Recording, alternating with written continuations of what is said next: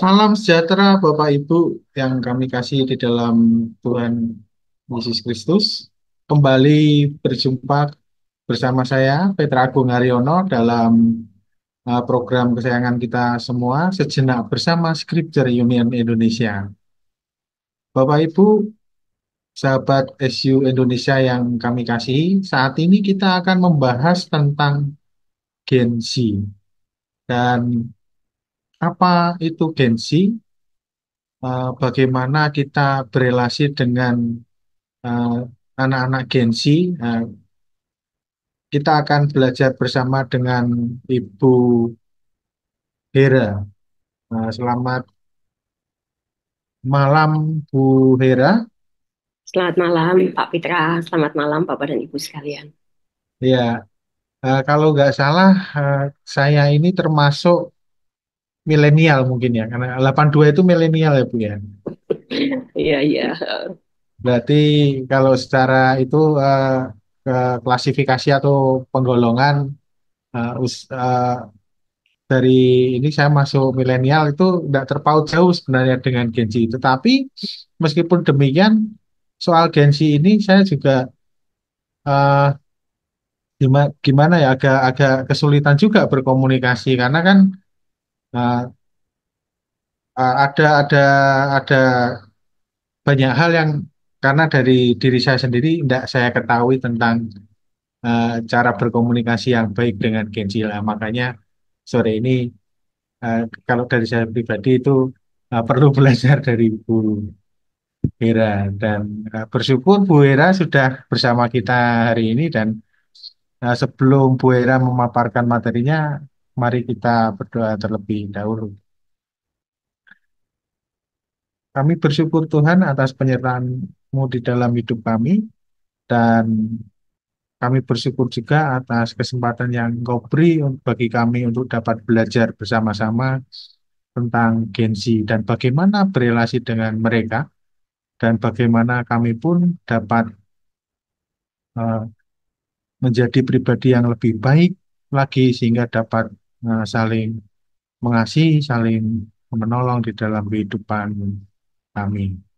Di dalam nama Tuhan Yesus kami menyerahkan apa yang sudah kami siapkan ini dan pertolongan Tuhan dan kiranya Bu Hera dapat uh, me- memberikan materi bagi kami dan semua alat-alat yang kami siapkan ini dapat bekerja dengan baik. Dalam nama Tuhan Yesus kami berdoa. Amin. Silakan Bu Hera. Baik, selamat sore. Selamat ini sudah menjelang malam ya. Selamat malam, Bapak dan Ibu, saudara-saudara sekalian. Terima kasih ini untuk kali yang kedua ya saya sharing di Scripture Union.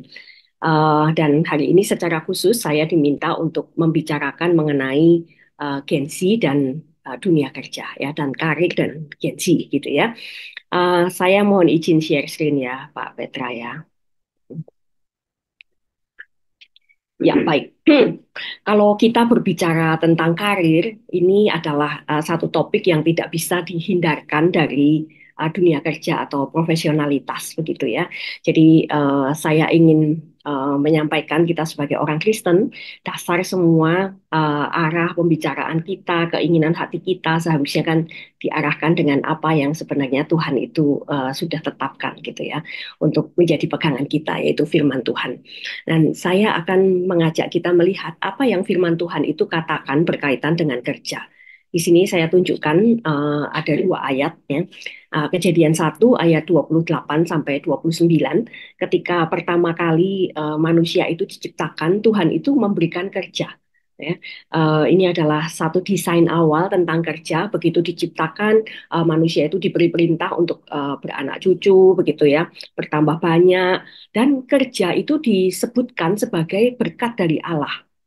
Dan manusia itu juga diberi kuasa atas alam gitu ya. Tumbuhan berbiji, pohon yang buahnya itu berbiji, itu diberikan kepada kita sebagai makanan. Jadi kerja ini adalah sesuatu yang kalau kita lihat desainnya itu sepertinya sesuatu yang mudah dikerjakan. gitu ya. Karena ini adalah berkat gitu ya. Manusia itu diciptakan bukan nganggur-nganggur begitu, tetapi diberikan sesuatu yang menyenangkan untuk menghasilkan sesuatu yang tampaknya itu Tuhan itu tidak menyebutkan adanya kesulitan-kesulitan begitu hambatan di awal ketika ini semua itu diciptakan. Bahkan disebutkan ini itu adalah berkat dari Allah, ada kuasa supaya tanaman-tanaman itu bisa tanaman dan juga binatang itu bisa kita kuasai. Lalu juga apa namanya makanan kita itu disediakan dengan mudah. Ini berbeda di dalam Kejadian 3 ayat 17-19. Ketika manusia itu sudah jatuh ke dalam dosa, salah satu kutukan yang Tuhan berikan itu berkaitan dengan kerja. Ya dikatakan bahwa pekerjaan ini harus dikerjakan dengan susah payah seumur hidup. Bahkan rintangan-rintangan itu disebutkan di situ ya, akan ada semak duri, akan ada rumput duri gitu ya. Kita itu akan makannya itu nggak lagi dari pohon buah dan tumbuhan berbiji yang tinggal diambil begitu ya yang diberikan, tetapi adalah tumbuhan-tumbuhan di padang yang diperoleh dengan berpeluh. Jadi hasilnya ini bukan lagi sesuatu yang dengan kuasa yang besar itu bisa kita atur dan kita dapatkan, tetapi sesuatu yang harus diupayakan dengan apa kerja keras begitu ya.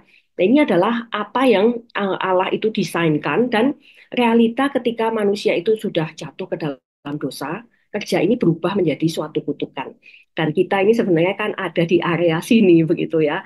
Kita ada di area sesudah fall gitu ya, sehingga pekerjaan itu menjadi sesuatu yang harus diupayakan dengan sungguh-sungguh untuk bisa memberikan hasil tertentu. Dan tentunya di dalam anugerah Tuhan, cipratan-cipratan dari desain awal ini juga kita nikmati sepotong-sepotong gitu ya, sebagian-sebagian di tempat yang sedikit-sedikit begitu ya. Kita cicipi cipratan-cipratan dari desain awal kerja itu. Nah, ini adalah realita kerja yang Alkitab itu paparkan kepada kita. Sekarang kita akan mencoba mengenali Gen Z-nya gitu ya, generasi yang sekarang ini kita bicarakan. Ini adalah satu paparan yang saya ambil dari McKinsey and Company. Ini adalah suatu apa lembaga ini ya, apa manajemen begitu ya, konsultan manajemen dari USA. Ya, dia membuat satu pembagian seperti ini. Kalau tadi Pak Petra mengatakan 1982, ini ada di Gen Y, tetapi nempel-nempel ke Gen X begitu ya. Makanya yang di sini-sini ini kan biasanya agak mirip-mirip ke situ gitu ya. Kalau mungkin Bapak dan Ibu mengambil literatur yang lain, bisa jadi ada perbedaan angka tahun. Umumnya itu Gen Z ini ada yang menyebutkan 95 2010, ada yang menempatkan 97 sampai 2012. Nah, tapi satu hal yang mungkin menjadi menarik perhatian kita gitu ya, di generasi-generasi yang lebih tua itu perbedaan generasi itu munculnya sekitar 20 tahun ya. Ini 19 tahun begitu ya. Ini kan 19 tahun ya. Nah, tapi mulai yang di sini ini 15 tahun itu sudah mulai ada perbedaan generasi ya. Ini kohort ya, kita nyebutnya itu kohort generasi yang berbeda gitu. Meskipun kita tidak bisa menyebutkan secara keseluruhan orang yang tahunya sekian ini karakteristiknya seperti ini gitu ya. Lalu begitu begitu 1 tahun berikutnya secara drastis berubah menjadi seperti ini, tentu tidak demikian ya. Ini sebenarnya adalah suatu pergeseran dan pembagian ini sebenarnya hanya menjadi satu kisaran kita dan kita tahu bahwa perubahan itu tidak otomatis secara drastis terjadi dalam 1 tahun. Jadi kalau tadi Pak Petra ada di sini ya sebenarnya itu mungkin ada di kisaran ini gitu ya. Nah, pembagian kohort generasi ini sebenarnya didasarkan pada perubahan secara global konteks kehidupan masyarakat kita. Nah, kalau baby boomer ini kan barusan Perang Dunia Kedua begitu ya. Jadi suasananya itu kan suasana pasca perang gitu ya. Bisa dikatakan dunia ini dalam kondisi yang relatif bangkrut begitu ya. Lalu generasi X ini sudah mulai lebih sudah mulai tertata gitu ya. Politik itu sudah mulai berubah, demokrasi dan lain sebagainya begitu ya. Lalu Gen Y ini sudah ekonomi itu sudah relatif lebih stabil ekonomi dunia dan sekarang ini sebenarnya masalah ekonomi itu sudah nggak terlalu menjadi apa ya relatif lebih stabil lagi. Dan generasi Z ini punya satu hal yang istimewa itu adalah teknologi internet itu sudah semakin matang. Dan mereka sejak lahir itu sudah mulai mengenal internetnya. Ini sesuatu yang sangat penting gitu ya. Sehingga dikatakan mereka itu adalah digital native dari lahir itu sudah apa namanya warga dari ini ya dunia digital itu ya. Mereka ini ada beberapa perilaku mereka yang menjadi unik dari generasi ini gitu ya. Sorry ini. Sorry.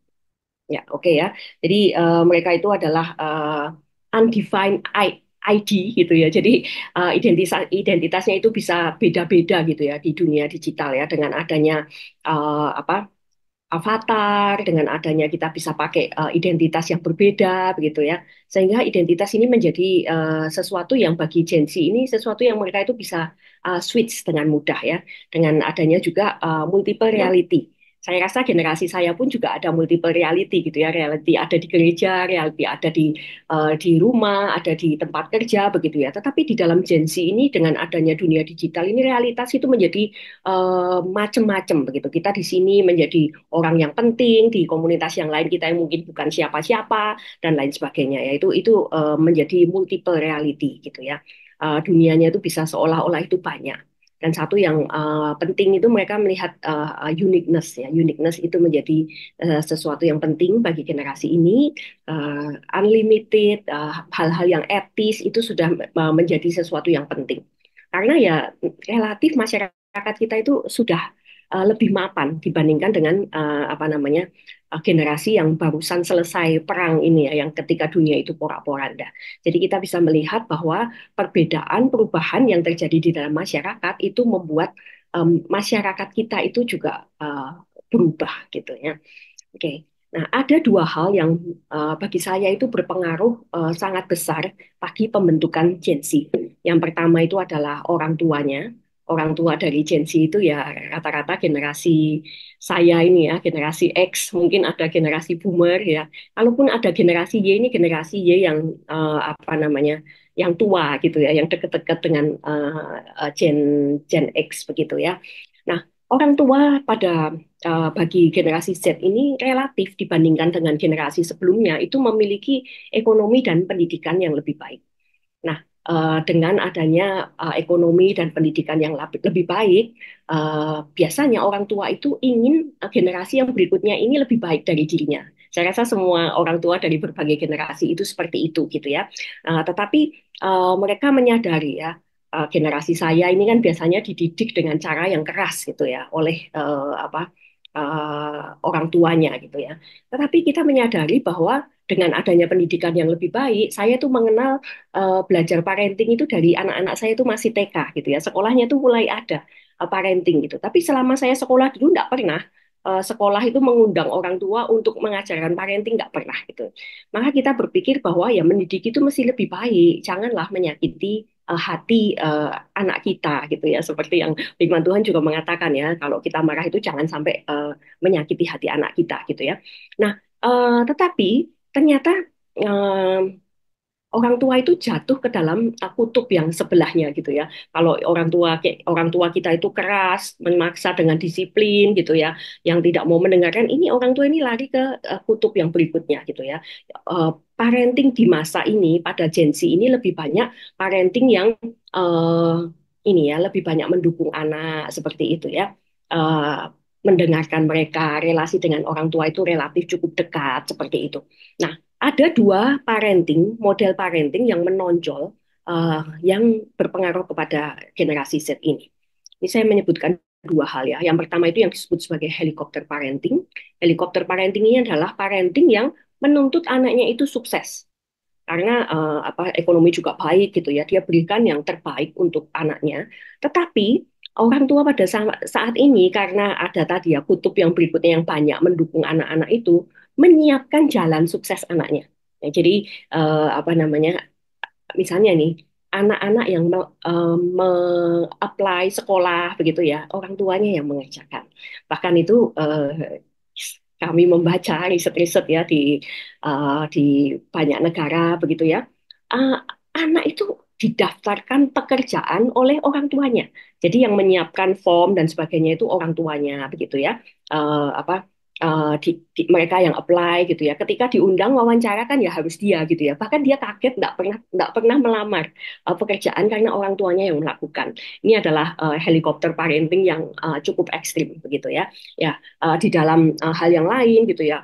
Banyaknya les macam-macam begitu ya kepada anak-anak ini gitu ya. Karena orang tua menuntut sukses, tapi mereka menyiapkan kalau mungkin orang tua zaman dulu pengen sukses tapi nggak mendukung begitu ya, ini mereka menyiapkan jalannya. Ya. Nah ini dalam kondisi yang ekstrim, yang helikopter parenting ini membuat anak-anak itu jadi kurang punya banyak kesempatan berjuang begitu ya. Lalu ada lagi model parenting yang lain yang berpengaruh besar itu adalah strawberry parenting. Ya. Ini istilah psikologi populer ya. Strawberry parenting ini uh, orang tua yang banyak mendukung, banyak melindungi, banyak menuruti, mendengarkan anak-anak begitu ya. Anak-anak bisa mengembangkan kemampuannya dengan bebas karena mendapatkan parenting yang sangat suportif. Nah, makanya kita melihat di dalam generasi Z ini banyak anak-anak itu yang berprestasi. Generasi ini kalau saya perhatikan itu jauh lebih pintar gitu ya daripada generasi-generasi yang sebelumnya gitu. Mereka menjadi anak-anak yang kreatif karena punya kesempatan. Orang tuanya mendukung untuk dia mengembangkan banyak kreativitas gitu ya. Namun sebagian besar ke anak-anak yang dibesarkan dengan dua model parenting seperti ini tuh kurang siap untuk menghadapi tantangan. Karena rasanya dunia itu begitu aman begitu ya, nggak pernah menghadapi tantangan itu dengan sendirinya. Kalau zaman dulu anak nakal gitu ya, pulang ke rumah cerita gurunya marahin, orang tuanya marahin lagi gitu, double gitu ya. Tetapi anak-anak seperti ini, kalau gurunya itu marah, mungkin orang tua itu akan datang ke sekolah gitu. Mungkin kita mendengarkan banyak, membaca banyak sekali berita tentang itu ya. Akhirnya guru itu diperkarakan, bahkan masuk ke pengadilan gitu ya, karena orang tua yang nggak terima anaknya itu dididik dengan cara yang keras. Nah ini yang apa terjadi ya. Tidak semua orang tua yang membesarkan generasi Z itu melakukan ini, tetapi dua model parenting ini itu menjadi dua model parenting yang sangat berpengaruh, mempengaruhi generasi Z ya. Pengaruh yang kedua itu adalah teknologi. Teknologi itu menyediakan informasi yang tidak terbatas. Dan di dalam internet itu relasi antar satu orang dengan orang lain yang lain itu non hierarki. Jadi nggak ada bos, nggak ada apa begitu ya. Semuanya itu setara. Semua itu boleh ngomong apapun saja gitu ya dengan tidak perlu bahasa yang mesti santun dan lain sebagainya begitu ya karena tidak ada hierarki di dalam internet ya. Lalu juga ada komunitas virtual yang seolah-olah memberikan dukungan sosial gitu ya yang bisa dirasakan oleh orang-orang yang berkomunitas di sana. Ini teknologi yang demikian ini menghasilkan generasi yang well informed. Mereka itu pengetahuannya banyak sekali ya. Jadi tadi saya sudah menyampaikan ya, generasi ini kok kayaknya itu jauh lebih pintar gitu daripada generasi-generasi yang sebelumnya. Karena mereka bisa mengeksplorasi berbagai macam, mencoba mengekspresikan dirinya dengan aman dan murah. Kalau dulu itu kepengen jadi artis itu waduh sekolah macam-macam cari manajer gitu ya repot sekali gitu. Sekarang mau jadi artis itu ya tinggal ngisi konten secara konsisten aja ya. Apakah itu mau di IG, mau di TikTok, mau dimanapun begitu ya. Ini sangat murah bahkan gratis gitu ya. Mereka bisa mencoba berbagai macam identitas mengekspresikan dirinya di sana. Dan situasi yang demikian ini gitu ya memberikan kepada generasi yang sekarang ini satu rasa otonom. Saya itu bisa milih, saya itu bisa melakukan apapun yang aku mau gitu ya. Tetapi internet ini juga menjadi tempat escape. Kalau misalnya dia ada kesulitan menghadapi tantangan di dalam pergaulan gitu ya, realita ketemu teman di sekolah, ya tidak usah repot-repot bagaimana belajar social skill dan sebagainya, tidak usah gitu ya. Karena ada komunitas lain yang bisa menerima dia, yaitu komunitas digital ya. Sehingga uh, Anda bisa membayangkan kalau anak-anak ini itu tidak terbiasa menghadapi tantangan dan di sini adalah ada tempat escape yang memberikan dukungan sosial yang mereka biasanya akan banyak lari ke sana gitu ya. Uh, dan anak-anak ini tidak terbiasa dengan hierarki. Saya ketemu dengan banyak sekali generasi yang lebih senior itu yang komplain tentang generasi Z ini gitu ya. Dianggap ini kok nggak tahu sopan santun gitu ya, nggak tahu tata krama ketemu dengan orang tua gitu ya, karena mereka terbiasa di dalam lingkungan yang non hierarkis. Ini kira-kira dua hal yang paling penting ya. Saya akan membagikan beberapa hasil survei berkaitan dengan bagaimana generasi Z ini di dalam dunia kerja. Nah, ini adalah satu hasil riset yang dipaparkan oleh Kueros ya. Kueros ini adalah suatu lembaga pengembangan karir yang basisnya dia ada di uh, United Arab Emirates ya. Nah, mereka menemukan ada 5 motivasi yang terbesar yang menentukan generasi Z ini memilih tempat kerja. Yang pertama itu adalah 93% ini adalah impact bagi masyarakat. Nah, ini sesuatu yang mungkin generasi saya itu enggak mikirin gitu ya kalau nyari kerja ya. Kita nyari kerja yang mikirin apa namanya sesuai dengan passion kita begitu kan ya. Apa mungkin kemampuan kita, gajinya oke, begini. Tapi mereka berpikir impact-nya ini apa ini bagi perusahaan gitu ya. Lalu juga 77% ini memikirkan tentang work-life balance. Jadi kalau suruh lembur-lembur terus gitu nggak seneng. Ya mesti ada apa namanya balance-nya begitu ya. Mesti ada kesempatan untuk istirahat, jalan-jalan dan sebagainya ya. Dan banyak sekali generasi ini gitu ya dari awal tahun itu mereka sudah memikirkan tahun depan itu mau liburan kemana. Jadi kalau ada apa ini ya ada satu maskapai yang biasanya itu pada bulan-bulan tertentu mereka bikin sale, wah itu sudah jadi incaran mereka gitu ya. Nanti untuk jalan-jalan dengan teman-temannya, pergi ke luar negeri, pergi kemana gitu ya. Karena mereka mementingkan work-life balance ya. Lalu juga ini juga ini ya diversity dan inclusion ini ya value yang mereka itu pentingkan ya. Health insurance saya rasa semua merasa penting ya. Ini saya melihat ada 3 kelompok besar yang menjadi perhatian dari ini ya motivasi dari generasi Z ini. Yang pertama ini berkaitan dengan value, ini yang saya kasih tanda ini gitu ya. Value lalu berkaitan dengan mental health, ini ya work life balance, lalu juga berkaitan dengan remunerasi apa yang mereka dapatkan. Ya. Ini saya tunjukkan survei yang lain dari Cake.com ya. Cake.com ini adalah satu platform digital begitu yang tujuannya itu meningkatkan manajemen dan kolaborasi tim. Ini dari satu perusahaan dari Amerika ya. Ini juga sama gitu ya. Ada value, ada remunerasi, dan juga ada uh, ini apa namanya berkaitan dengan mental health. Mereka menginginkan bisa menunjukkan keunikan pribadinya di dunia kerja. Mereka melakukan pengecekan dampak sosial perusahaan sebelum melamar pekerjaan, 75% ya, tentu nggak semua ya. Lalu Gen Z ini mengharapkan promosi dalam 18 bulan kerja. Ini surveinya di Amerika ya, apa namanya mungkin tidak persis dengan kita gitu ya, tetapi 3 hal ini ya, value, mental health, dan remunerasi itu menjadi sesuatu yang penting bagi mereka. Menyukai manajer yang peduli kesehatan mentalnya. Ya.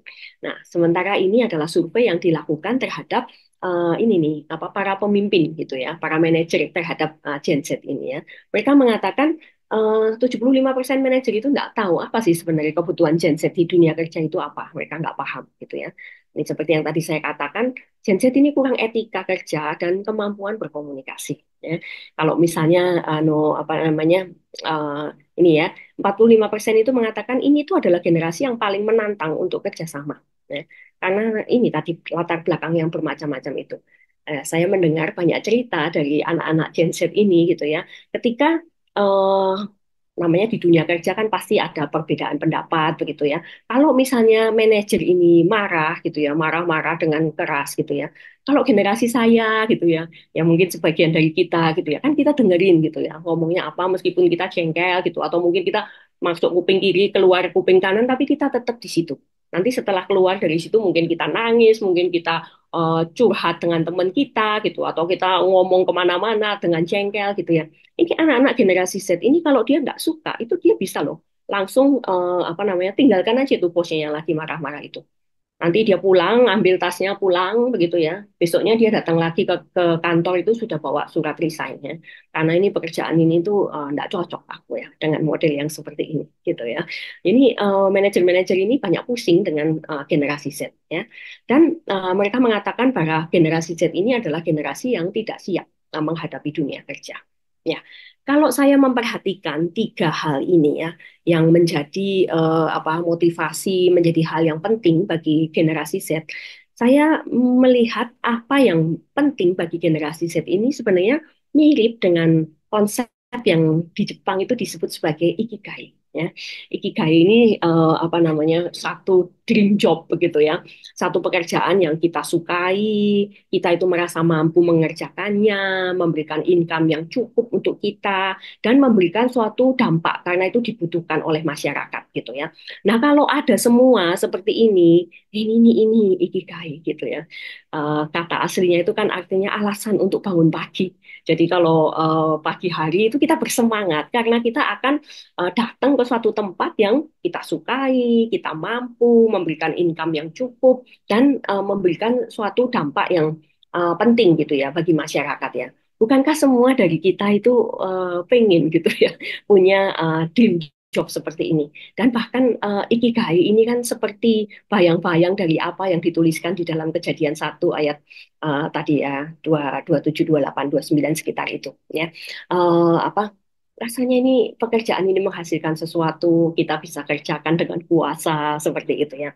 Ini adalah satu hal yang kita impikan.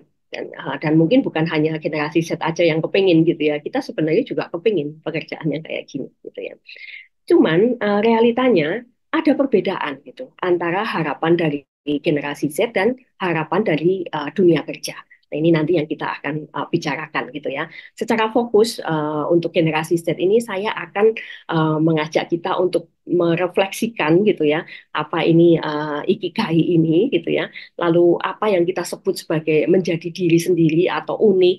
Lalu juga ini ya kepedulian akan mental health yang sangat menonjol bagi generasi ini ya. Nah, kita akan mencoba melihat hal itu. Ya, oke. Nah ini ya bagi generasi Z gitu ya. Ikigai ini kan dream job gitu. Semua orang itu pengen. Tetapi mari kita itu berpikir secara realistis. Ada nggak sih yang mau mempekerjakan aku sesuai dengan mauku? Ya, bisa jadi ada. Ya. Kalau ada ya ya bersyukurlah dengan apa yang kamu dapatkan itu dan do your best dengan pekerjaan itu. Tetapi kebanyakan dari kita itu kan nggak mendapatkan pekerjaan yang dream job seperti itu ya. Kalau itu nggak ada, ya ada dua pilihan. Apakah kamu menyesuaikan dengan harapan itu mesti di-adjust gitu ya. Atau yang kedua ini ada satu ungkapan dalam bahasa Jawa yang menurut saya itu sangat tepat gitu ya untuk menggambarkan apa ini yang mesti kita lakukan kalau kita kepingin sesuatu yang ideal, tetapi itu realitanya itu tidak ada realita itu ya. Maksudnya mungkin ada, tapi bukan buat kita gitu kan ya. Nah, ungkapan itu adalah apa yang disebut sebagai sembodo. Ya, sembodo itu adalah ya kita itu bertanggung jawab, kita itu rela berkorban gitu ya, mengejar apa yang menjadi impian kita. Nah, kalau misalnya kita itu menginginkan pekerjaan seperti yang tadi, peduli kepada mental health gitu ya, ada work life balance gitu ya, tidak ada hierarki gitu kan ya, remunerasinya bagus, lalu juga value-value kita itu bisa diwujudkan di dalam pekerjaan itu, kita bisa unik gitu ya. Kalau itu nggak ada, ya ini kita itu mesti sembodoh gitu ya. Kita mesti mencari jalan mandiri. Nah, biasanya kenapa anak-anak Gen Z itu sepertinya gampang banget gitu melepaskan pekerjaan ya. Tadi saya sudah menyampaikan di depan bahwa satu faktor yang penting itu adalah orang tua. Kalau misalnya apa namanya saya langsung keluar dari sini gitu ya besok pagi itu ya saya nggak usah pusing gitu dengan makan dengan tidur gitu ya. Ya tinggal saya pulang aja ke rumah orang tua saya gitu ya. Orang tua saya akan menyediakan apa yang diperlukan gitu ya. Bahkan mungkin kalau orang tua itu berani melakukan seperti yang mereka lakukan terhadap sekolah gitu ya bisa jadi orang tuanya datang ke kantor gitu ya untuk komplain dengan apa yang anaknya sudah diperlakukan demikian seperti itu ya. Nah, apa namanya? Kalau kita itu memang menginginkan pekerjaan yang ini ya sesuai dengan impian kita, tetapi ternyata tidak ada yang memberikan itu ya mesti sembodo gitu ya.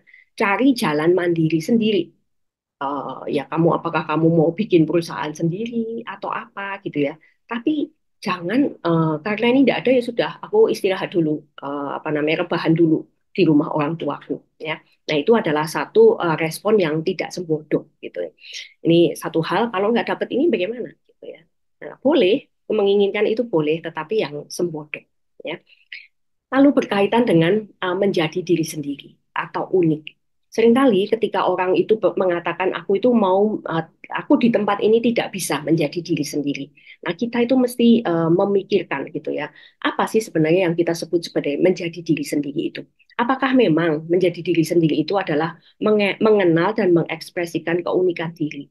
Atau sebenarnya yang kita sebut kita itu mau menjadi diri sendiri itu adalah tidak mau berubah. Ini sesuatu hal yang berbeda gitu ya. Tetapi kita bisa mengenalinya itu sebagai aku nggak bisa jadi diriku sendiri di tempat ini. Ya. Kalau kita itu adalah mengenal dan mengekspresikan keunikan diri, kita itu mengenal kelebihan kita mengenal kekurangan kita tahu apa yang kita minati, bakat-bakat kita yang bisa kita kembangkan, value kita itu jelas, apa yang menjadi belief kita itu jelas, drive kita itu apa sih yang mendorong kita, kecenderungan dasar kita itu jelas, identitas kita itu jelas gitu ya.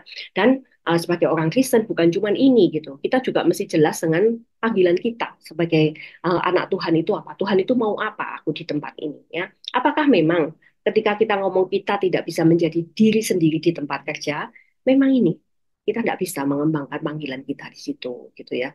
Kekurangan kelebihan kita itu tidak difasilitasi gitu ya. Atau sebenarnya kita itu hanya tidak mau berubah, karakter kita nggak bertumbuh, nggak mau dikoreksi, egois, nggak mau berkorban gitu ya, suruh lembur, oh aku nggak bisa jadi diriku sendiri, karena aku nih nggak suka lembur-lembur kayak gini. Nah ini sebenarnya kan masalah karakter yang tidak mau bertumbuh. Kita nggak mau beradaptasi, menyesuaikan dengan lingkungan yang ada. Atau kita ini sebenarnya nyari kerja itu hanya mengejar kebutuhan psikologis saja. Kepengen diakui, kepengen diterima, kepengen dituruti. Begitu usulan kita nggak disetujui, langsung ya merasa nggak jadi diri sendiri gitu ya, udah keluar aja begitu ya.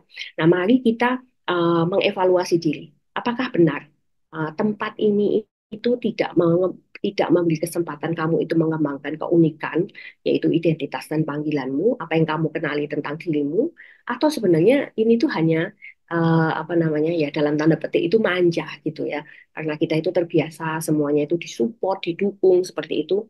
Di dalam dunia kerja yang tidak demikian, maka kita merasa kita tidak bisa menjadi diri sendiri.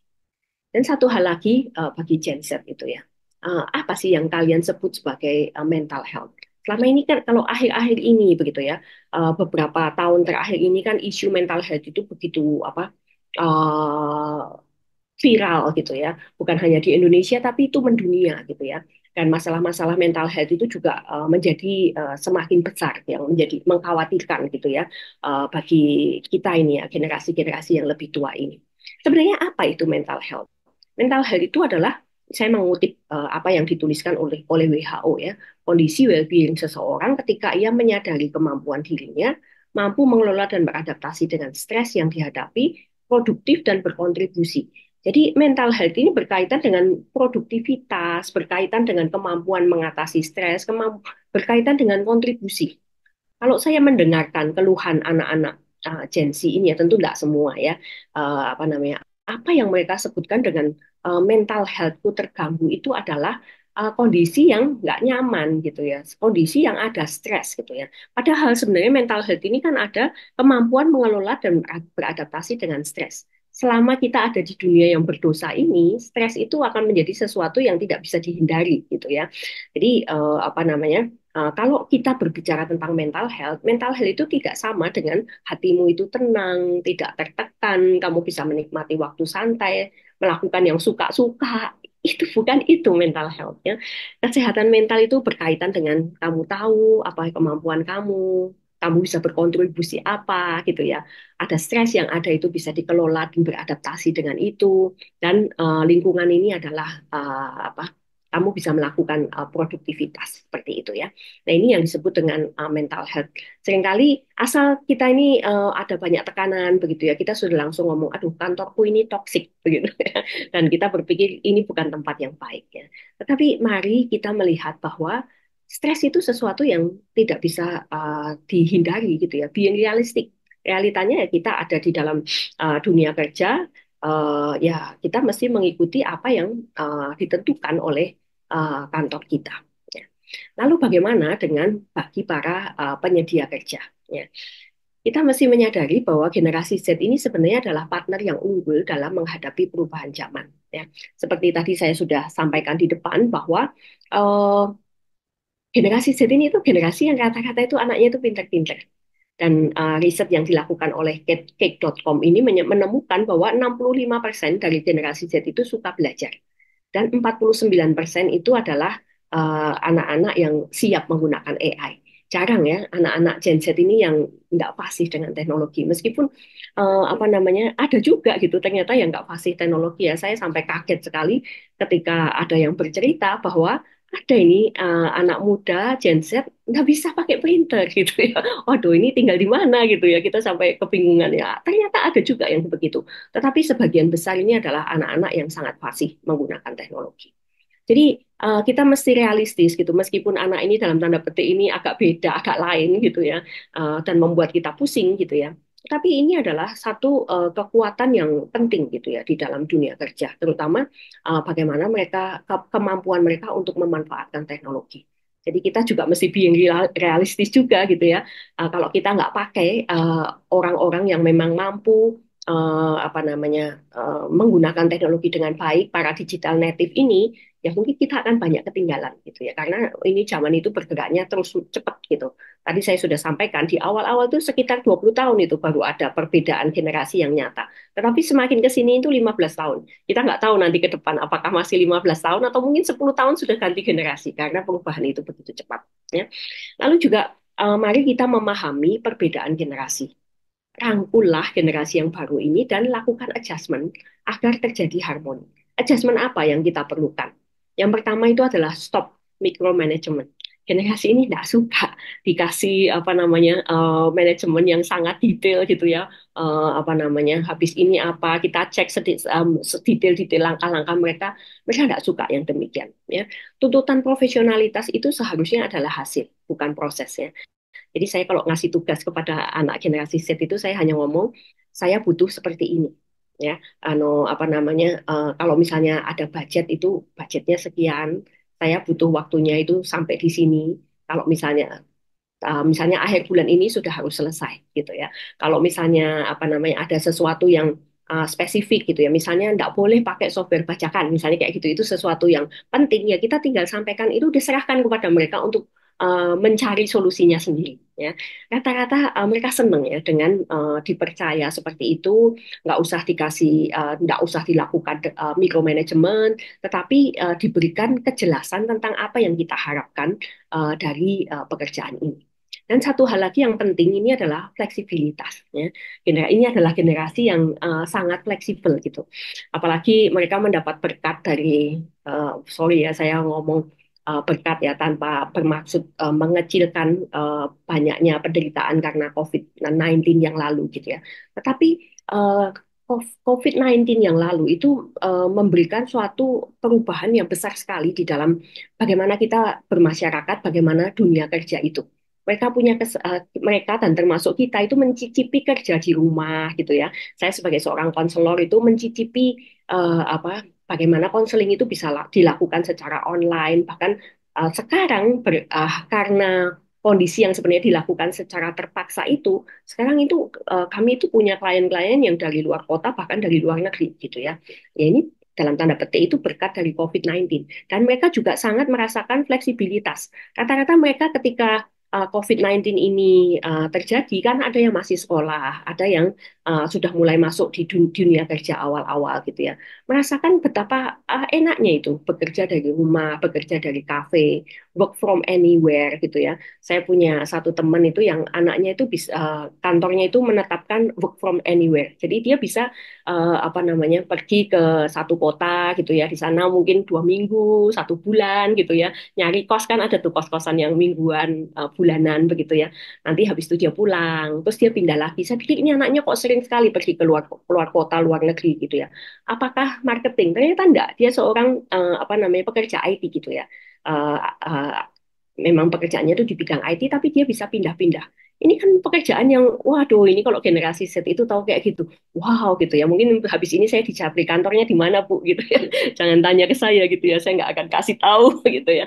Tetapi ini adalah sesuatu yang diimpikan ya. Lalu mengenai jam kerja gitu ya, kita kan biasanya tertib gitu ya jam 8 sampai jam 5 gitu ya. Mereka tuh nggak begitu suka yang begitu-begitu. Saya memperhatikan apa perusahaan-perusahaan gitu ya, ini ya yang biasanya apa yang perusahaan-perusahaan baru yang berbasis digital gitu ya.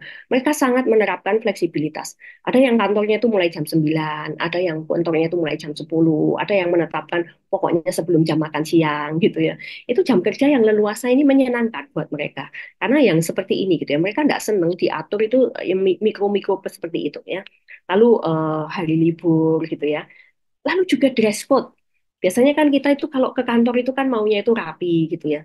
Ini anak-anak ini tuh ternyata tuh seneng gitu ya kerja dengan apa pakai kaos oblong gitu ya, pakai jeans. Bahkan ada yang untuk pekerjaan-pekerjaan yang apa tidak terlalu harus itu ya, eh, datang ke kantor pakai sandal jepit gitu ya. Aduh, kita itu mungkin mikirnya aduh ini nggak sopan banget gitu ya. Tetapi mereka memang menyukai fleksibilitas ya.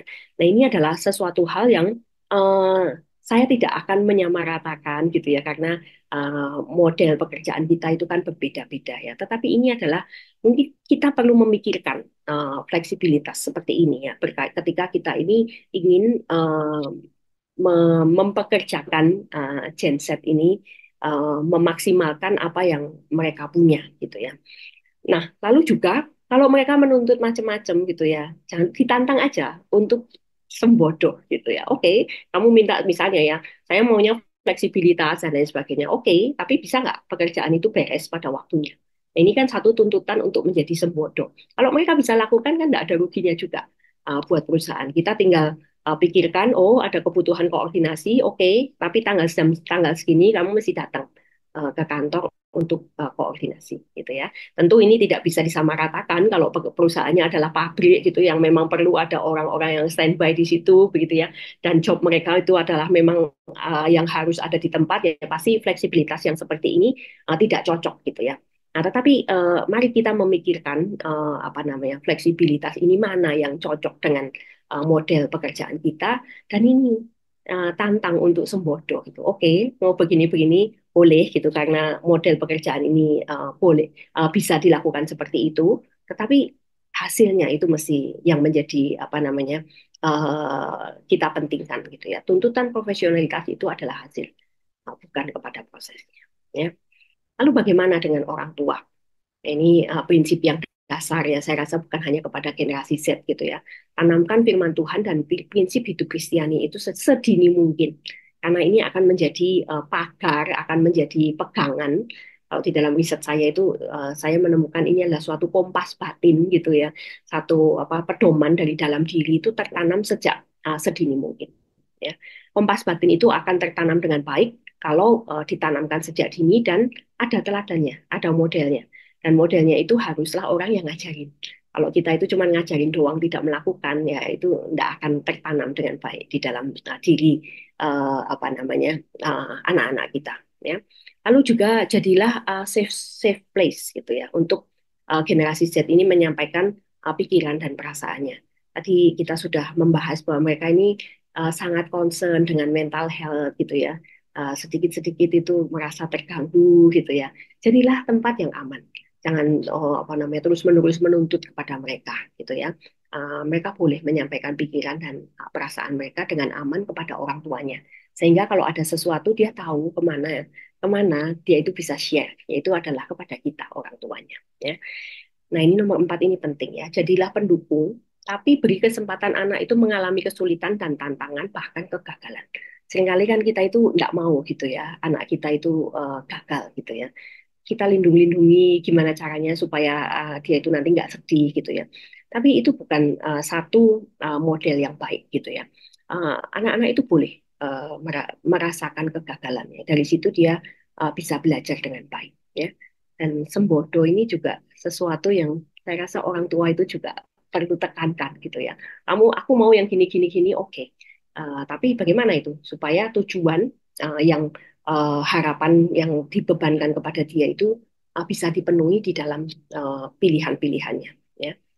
Ini satu quote yang saya rasa baik ya untuk kita orang tua itu sampaikan ya. Kasih itu adalah membiarkan sayap mereka itu terlatih dan menjadi kuat gitu. Nah, ini yang dilakukan dengan ini ya, memberi kesempatan anak kita itu mengalami kesulitan, tantangan, dan bahkan itu kegagalan. Karena kalau nggak pernah nyoba, ini sayapnya ini nggak pernah apa bisa mengepak gitu ya. Nanti ketika dunia kerja itu menuntut dia itu terbang, ya dia nggak bisa gitu karena sayapnya itu nggak terlatih. Dan dari mana sayap itu dilatih gitu ya? Yang mulainya itu adalah dari rumah. Oke, itu yang saya bisa sampaikan dan ini adalah kesimpulannya. Ya, pergeseran generasi ini adalah sesuatu yang tidak dapat dihindari. Ya. Sekarang generasi Z kita sudah pusing. Sebentar lagi generasi Alpha ini akan mulai jadi apa? Anak-anak muda gitu ya, mulai kuliah. Sekarang mereka masih ada di SMP gitu ya, masih kecil, masih apa? Masih bisa kita kontrol. Gitu ya. Sebentar lagi mereka sudah semakin besar. Ya, nggak tahu nanti modelnya akan seperti apa lagi gitu ya. Pergeseran generasi ini tidak dapat dihindari dan setiap generasi itu punya kekuatan dan kelemahannya masing-masing. Perlu adjustment agar antar generasi ini dapat berkolaborasi memenuhi panggilan Tuhan di dunia kerja. Zaman ini bergerak terus, ya. Dan saya rasa setiap generasi ini punya kekuatan untuk menjawab tantangan zamannya.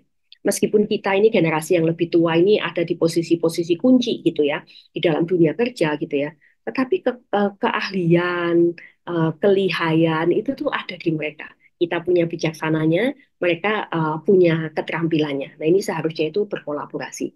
Dan jangan lupa bahwa kita ini sama-sama adalah anak-anak Tuhan yang punya panggilan untuk uh, memuliakan Tuhan di dunia kerja. Gitu ya. Mari antar generasi ini kita berkolaborasi, bukan hanya demi kebaikan perusahaan kita, tetapi ingat gitu ya, dunia kerja ini juga, Kristus itu juga perlu dimuliakan di dalam dunia kerja dan apa yang dihasilkan oleh uh, kerja kita. Ya. Dan satu hal yang saya akan ulang sekali lagi gitu ya, mari menjadi sembodo gitu ya. Apa namanya? Kita mau mempekerjakan generasi yang sangat fasih IT ini, generasi yang kreatif, generasi yang mudah sekali berjejaring begitu ya. Tapi ya kita mesti sembodo gitu ya. Ada adjustment-adjustment yang harus kita lakukan. Generasi Z kepengen pekerjaan yang fleksibel, kepengen pekerjaan yang dia oke gitu ya. Tetapi sembodo gitu ya. Apa yang diminta oleh perusahaan itu bisa dipenuhi di dalam fleksibilitas yang kamu inginkan. Ya. Oke, kira-kira itu yang saya bisa sampaikan pada malam hari ini. Kalau misalnya ada sesuatu yang mau diklarifikasi atau mau ditanyakan, saya berikan kesempatan. Saya kembalikan waktu ke Pak Petra. Baik, ya, terima kasih Bu Hera. Sangat menarik ya. Tentu kita juga sebetulnya eh, pernah paling tidak itu cari-cari referensi tentang Gen Z gitu ya. Apalagi jika anak kita itu juga sudah masuk kategori Gen Z itu, pasti cari-cari. Tapi tentunya rasanya beda ketika belajar sendiri dengan ada yang menjelaskan seperti ini. Dan ini yang saya alami gitu ya, karena begitu banyak hal yang baru, kalau dari saya pribadi, yang saya dapatkan malam hari ini dari Bu Hera. Eh, yang ingin saya itu, yang ingin saya tanyakan itu tentang Sembodo tadi, Bu. Kalau benar, sebetulnya itu ada di KBBI sih, Bu. Artinya serba cukup gitu ya. Jadi eh, bukan dalam bukan dalam sense supaya mereka mandiri, tetapi memang kalau dari serba cukupnya Gen Z ini, kalau kita pakai kata sembodo itu karena memang mereka buka apa dari generasi sebelumnya sudah ada itu ya, penerusan penerusan kekayaan. Nah, mungkin seperti itu. Orang tuanya yang generasi baby boomer survive dan mereka berhasil mengembangkan sebuah usaha, mungkin terus X, Y sampai ke mereka yang sekarang baby C. Jadi mereka memang kebanyakan serba cukup gitu. Kalau dilihat dari track seperti itu ya. Dan Bapak Ibu, jika Bapak Ibu ingin bertanya lebih lanjut tentang Gen Z ini, terutama jika Bapak Ibu adalah orang tua ataupun juga pembina remaja pemuda ataupun eh, apa yang mempunyai usaha yang ingin merekrut Gen Z sebagai tenaga kerja mungkin, Eh, Tentunya Bu Hera terbuka ya untuk membicarakan ini konseling seperti apa yang mungkin bisa didesain atau jenis-jenis pekerjaan seperti apa yang bisa didesain bagi Gensi ini gitu ya. Ya, oke. Ya Eh, mungkin ya saya klarifikasi sedikit yang tadi mengenai sembodo itu ya. Saya memakai istilah sembodo ini dari bahasa Jawa ya. Ungkapan dalam bahasa Jawa itu yang apa sebenarnya penekanannya itu kepada oke, kalau kamu mau sesuatu gitu ya yang sembodo artinya ya bayar harganya gitu ya, mau tanggung gitu. Apa namanya, pasti kan kita punya pilihan itu ada tanggung jawabnya gitu ya. Nah itu apa namanya, ya itu dibayar gitu ya, jangan cuman kepengin ini kepengin itu kepengin ini kepengin itu gitu ya, tapi no, apa orang lain semua yang mesti mengadjust untuk kamu gitu ya. Nah itu apa di dalam artian yang seperti itu yang saya maksudkan sembodo tadi ya. Lalu mengenai ini ya apa pekerjaan yang cocok untuk mereka. Ya, sebenarnya yang paling cocok itu yang mereka paling suka itu kan yang tadi ya value-nya jelas gitu ya. Terus fleksibilitas itu yang paling menonjol ya dari generasi ini ya. Karena ini mereka ini digital gitu ya. Dan dengan mereka banyak berinteraksi dengan dunia digital itu apa ya budaya digital itu kan masuk ke dalam dirinya, menyatu dengan dirinya gitu ya. Apa kalau kalau generasi yang tua itu mungkin berpikir kalau bisa dibikin sulit kenapa dibikin mudah gitu ya, mungkin kita dengar ungkapan itu ya. Ini tidak cocok ini buat mereka gitu ya, semua itu apa namanya mesti mesti dibikin mudah gitu ya. Itu yang apa dilakukan ya. Dan saya mendengar banyak sekali sharing dari anak-anak muda kalau ngomongin pekerjaan yang mereka inginkan itu yang itu loh, work from anywhere itu yang mereka itu paling suka gitu ya. Rata-rata ya, meskipun ada juga ya yang oh enaknya tuh office gitu-gitu ya, tapi rata-rata itu senangnya itu adalah yang bisa work from anywhere ya, fleksibilitas gitu ya, mengatur semuanya itu dengan caranya. Balik lagi kepada teknologi tadi ya, teknologi ini memberikan otonomi pada kita. Kan kita pengen apapun HP kita mau depannya apa gitu ya, anu fotonya siapa yang mau kita taruh di dalam apa media sosial kita itu suka-suka kita gitu kan. Siapa yang bisa ngontak kita itu semuanya kan bisa diatur dan itu gratis gitu di apa namanya media sosial itu tuh kan menyatu di dalam dirinya ya. Bahkan ini saya sedikit sharing agak menyimpang ya, tapi sedikit dengan berkaitan dengan ini yang ngomongin tentang budaya itu ya. Kalau kita belajar gitu ya, belajar itu kan memasukkan sesuatu ke dalam otak kita gitu kan ya. Pengetahuan itu mesti masuk di dalam otak kita. Ya sekarang dengan teknologi yang seperti ini gitu ya, ada satu hal yang diamatin gitu ya, orang yang pintar itu enggak semua pengetahuannya itu masuk ke dalam otaknya gitu ya. Tetapi orang-orang yang pintar ini tahu di mana dia bisa nyari apa itu ilmunya itu gitu ya. Kalau teori-teori belajar yang lama yang sekarang ini masih kita pakai itu adalah mengetahui what dan mengetahui how gitu ya. Apa sih yang dipelajari gitu ya, dan bagaimana ini bisa diaplikasikan. Belajar itu kan kayak gitu gitu ya. Nah, sekarang ini dengan teknologi yang begitu masif, ada satu lagi poin yang uh, perlu gitu ya. Seorang itu menjadi pintar adalah nowhere. Ya. Di mana nyarinya gitu ya. Informasi-informasi yang begitu banyak tersedia di dalam internet ya. Dan ini nih generasi yang baru ini tuh punya kekuatan untuk itu. Ya. Mereka berselancar kemana-mana gitu ya. Jadi saya kalau bahkan butuh aplikasi tertentu gitu ya, saya kalau saya yang nyari sendiri mungkin 2 minggu nggak ketemu gitu ya. Saya ngomong ke apa namanya anak Gen Z begini ya. Kadang setengah jam dia sudah balik ke saya dan kasih tahu. Nah, ini ada begini-begini, mau pilih yang mana? Saya sampai takjub banget ya ini. Apa namanya kayak dia itu membernya gitu ya. Sementara saya ini tamu yang nggak ngerti apa-apa gitu ya.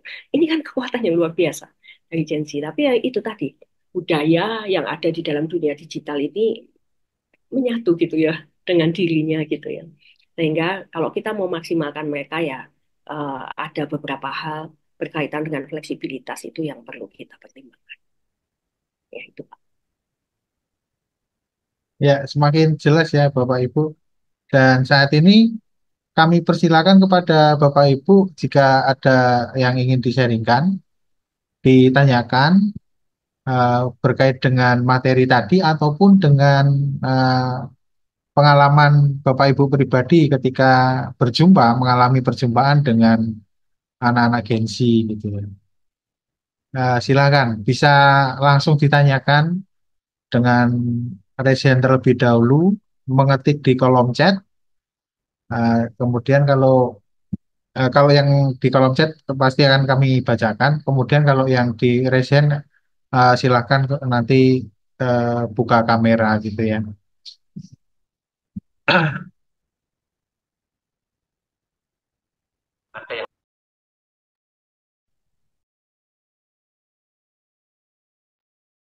Silakan Bapak Ibu jika ada yang ingin ditanyakan berkait dengan karir versus Gen Z ini. Kenapa kok ini menjadi sebuah hal yang perlu kita bahas begitu ya? Silakan Pak Diaken Herwin Tarigan. Ya, selamat malam dok. Dok, selamat malam Pak. Jadi terkait dengan menu bahasan kita topik pada hari ini, saya tertarik sekali dengan tadi itu bagaimana karir versus Gen Z tadi ya. Ya memang Gen Z ini kita akui akan lebih pintar ya dibanding kita orang lama gitu ya. Nah tapi memang ada sebenarnya kelemahan yang tadi benar juga itu dari sisi mungkin eh, apa sosialnya ya dalam hal ini berdialog itu mungkin agak sedikit ini saya rasa ya memang ada kelemahan sedikit karena bahasanya di Gen Z ini juga dengan bahasa sekarang banyak sekali yang kalau di dunia kerja itu kurang relevan gitu ya kalau kita berbicara Gen Z dengan kita yang orang lama seperti itu. Dan juga mungkin ini pingin pertanyaan, bagaimana ya untuk memotivasi Gen Z ini dalam hal untuk mencari kerjaan gitu Bu ya. Karena seperti Ibu bilang tadi mungkin karena sudah merasa nyaman dengan orang tuanya sehingga kurang sedikit sembodo tadi ya. Nah, terima kasih Bu, terima kasih. Ya oke ya. Apa namanya, ini memang menjadi tantangan kita ya. Kan kalau dia sudah sampai di dunia kerja gitu ya, kan bisa dikatakan kayak karakternya itu sudah hampir jadi gitu kan ya.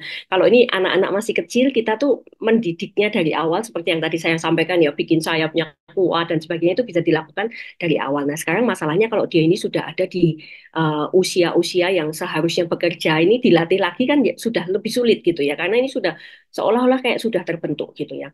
Nah, salah satu yang menurut saya mesti dilakukan itu adalah ini, yang masih bisa dilakukan pada generasi yang seperti ini itu adalah kita itu rela lihat anak kita itu berjuang gitu ya, rela lihat anak kita itu rada sakit gitu ya, bahkan gagal gitu ya. Jadi salah satu yang mesti dilakukan itu adalah memaksa dia mandiri. Jadi misalnya apa namanya, eh, suruh dia, ya kasih tahu gitu ya, kamu ini sudah ada di usia yang seperti ini gitu ya, seharusnya kamu itu bekerja, kamu pengennya yang seperti apa, nanti kan dia akan ngomong ya. Nah ini kita coba apa namanya, tangkap apa yang dia mau, dan itu tuh sembodonya itu mesti dipakai gitu ya, kalau mau seperti itu gitu ya, apa namanya, kan kadang-kala kalau mereka tuh sudah nyaman dengan tidak bekerja gitu ya, apa namanya, mereka itu jadi berjuangnya itu kan akan makin sulit, ya kan? Nah, apakah mungkin dia mau bekerja sendiri gitu ya? Apakah itu diberikan modal misalnya seperti itu ya? Tapi kan kita mesti ukur nih ya, modal seperti itu, dan akan baik kalau misalnya kita berikan modal itu sifatnya itu pinjaman gitu ya, supaya dia itu belajar bertanggung jawab ya. Ya mungkin ya pinjaman ya jangan seperti kita pinjol gitu ya, yang bunganya tinggi mesti baliknya cepat, enggak gitu ya. Suruh dia ngukur sendiri, kamu butuh uang ini tuh berapa lama gitu untuk misalnya mengembangkan inamnya. Bisnis kalau baru awal itu kan pasti sulit gitu ya, misalnya oke 1 tahun nggak bayar dulu gitu ya. Nah, 1 tahun berikutnya baru mesti bayar gitu ya. Nah, ini saya juga lakukan kepada anak saya ya. Ketika dia mulai kerja gitu ya, dia sempat mikir-mikir ya, mau beli mobil atau beli motor ya, mah gitu ya. Ya saya tanya, gajimu berapa? Bisa nggak dipakai buat membiayai mobil? Ya sebenarnya kan saya juga deg-degan gitu, dia naik motor kemana-mana gitu ya. Nanti kalau jatuh dan lain sebagainya. Tapi ya kita mesti rela gitu ya, supaya anak kita ini mandiri. Jadi dia bisa terlatih untuk ngukur gitu, ngitung gitu ya. oh aku incomeku segini, ya gaya hidupku itu mesti disesuaikan sekian gitu. Nah itu apa saya tahu konteks kita berbeda-beda dan mungkin apa namanya ada konteks-konteks yang nggak sesimpel itu begitu ya Pak ya. Tetapi prinsipnya itu seperti itu.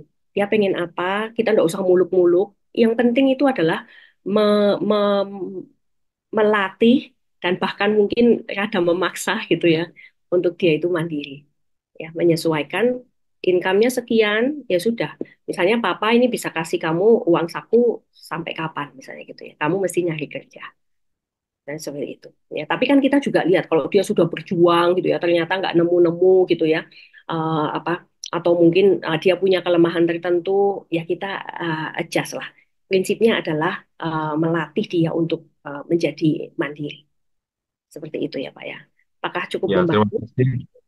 Ya, terima kasih penjelasannya, Bu. ya ya. Iya, eh, begitu ya kira-kira soal Gen Z. Kalau saya hampir hampir serupa juga dengan Pak Erwin Tarigan ini. Terutama ini Bu, tadi disebutkan mereka itu native digital atau native teknologi, mungkin seperti itu ya. Sense-nya itu mereka nggak asing dengan teknologi atau eh, dunia digital. Nah, Hmm, sementara itu lapangan pekerjaan yang ada belum tentu menyediakan atau belum belum menyediakan ini lingkungan yang nyaman, membuat nyaman Gen Z ini untuk eh, nyaman di dunia digitalnya itu. Berarti pekerjaan-pekerjaan yang untuk di lapangan mungkin itu apakah mereka bisa gitu? Kan pertanyaannya jadi seperti itu, Bu. hmm. Ya, kalau kita bicara Gen Z sebenarnya kan apa yang saya paparkan itu kan tidak 100% seperti itu gitu ya. Anak Ya. Gen Z yang apa namanya tetap socialize, tetap apa namanya senang dengan apa pekerjaan yang tertib waktu itu juga tetap ada gitu ya. Cuman ya memang apa ini kan tarik menarik antara kebutuhan masing-masing gitu ya. Di apa dunia kerja ini juga membutuhkan mereka. Kalau misalnya yang pabrik-pabrik seperti itu yang stabil-stabil itu ya mungkin kita nggak butuh anak-anak muda yang apa fleksibel-fleksibel seperti ini gitu ya. Tapi pekerjaan-pekerjaan yang kreatif begitu tuh kan membutuhkan anak-anak yang seperti ini gitu ya. Kita juga nggak perlu harus memaksakan ada fleksibilitas yang nanti sistemnya bisa kacau balau gitu ya. Karena nggak semua model pekerjaan itu bisa dibuat menjadi fleksibel gitu ya kan pekerjaan dengan tingkat keamanan yang tinggi gitu dibikin fleksibel ya kacau balau nanti jadinya ya kan ya apa memang kita mesti tahu yang pekerjaan-pekerjaan jenis seperti itu yang tidak cocok gitu dengan anak-anak yang seperti ini ya kan either pekerjaannya menyesuaikan atau anaknya yang menyesuaikan intinya kan seperti itu gitu ya cuman ya memang zaman ini bergerak gitu ya anu sekarang ini Gen Z ini apa di tahun depan itu akan sebentar ya tadi saya sempat itu ya lupa bacakan tadi ya mereka ini di tahun 2025 ini akan mengisi 27% dunia kerja jadi apa namanya kalau misalnya kita ini adalah uh, begitu kakunya kita tidak mau mengadop gitu ya, ya mungkin kita akan perusahaan kita ini akan diisi ya, ya oleh orang-orang yang tua-tua gitu ya. Kalau memang model misalnya seperti di kami gitu ya, pekerjaan konseling begini kan lebih tua itu orang lebih seneng.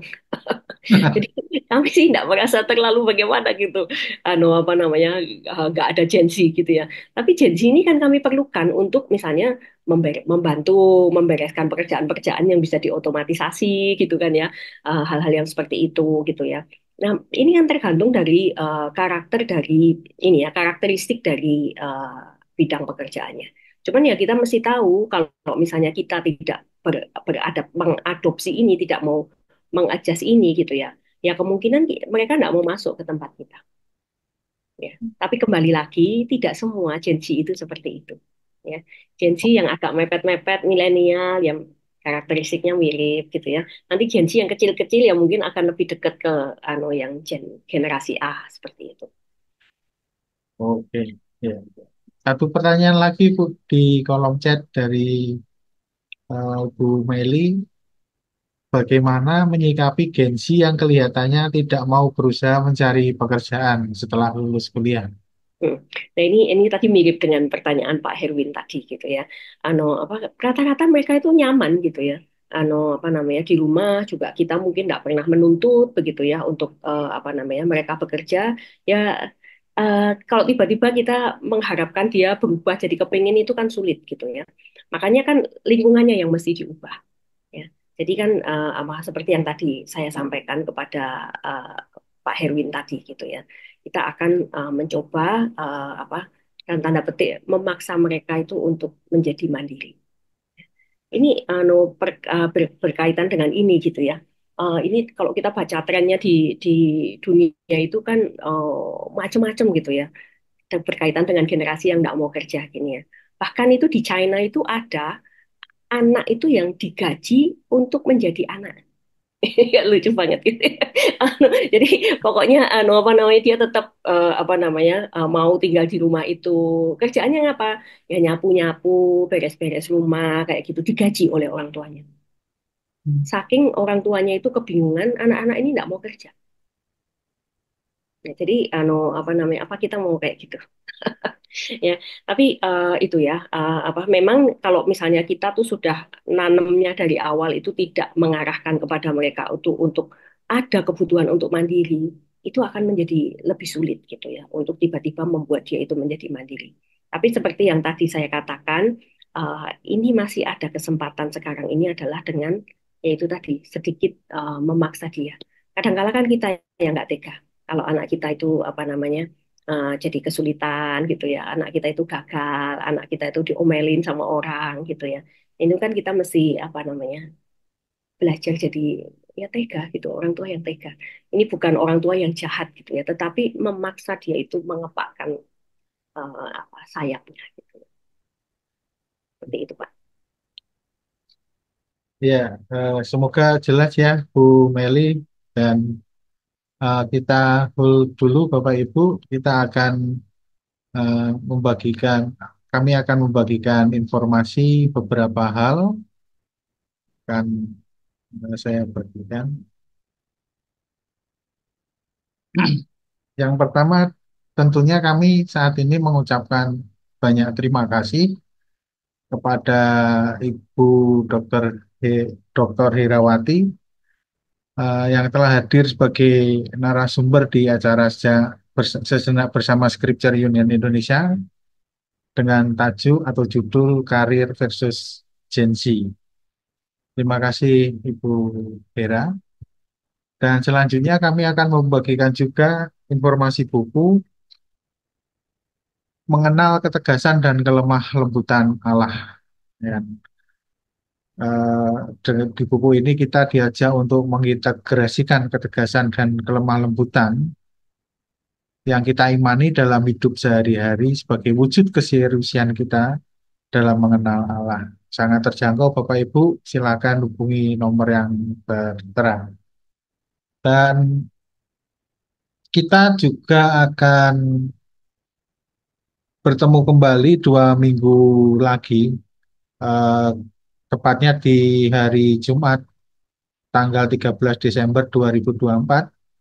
Kita akan berbincang-bincang mengenai gereja yang ramah.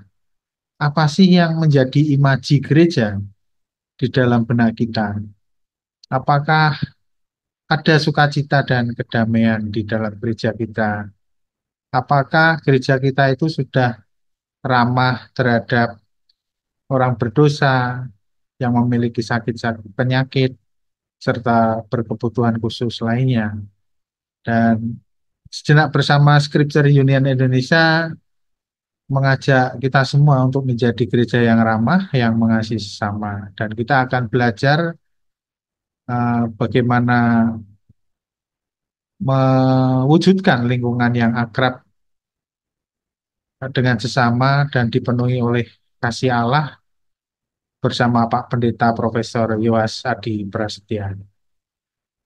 Silakan dicatat tanggalnya Bapak Ibu, kita akan bertemu kembali 2 minggu lagi.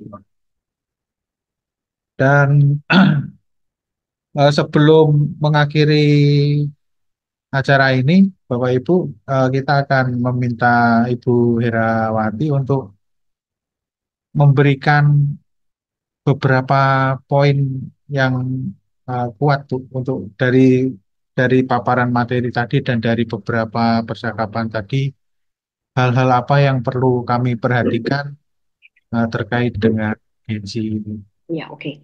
Ya, kita sekarang berhadapan dengan satu generasi yang mungkin berbeda dengan generasi kita. Tetapi saya percaya bahwa ketika Tuhan itu menggeser zaman ini begitu ya, dan menghasilkan generasi-generasi yang baru gitu ya, saya percaya bahwa masing-masing itu punya kekuatan dan kelemahan.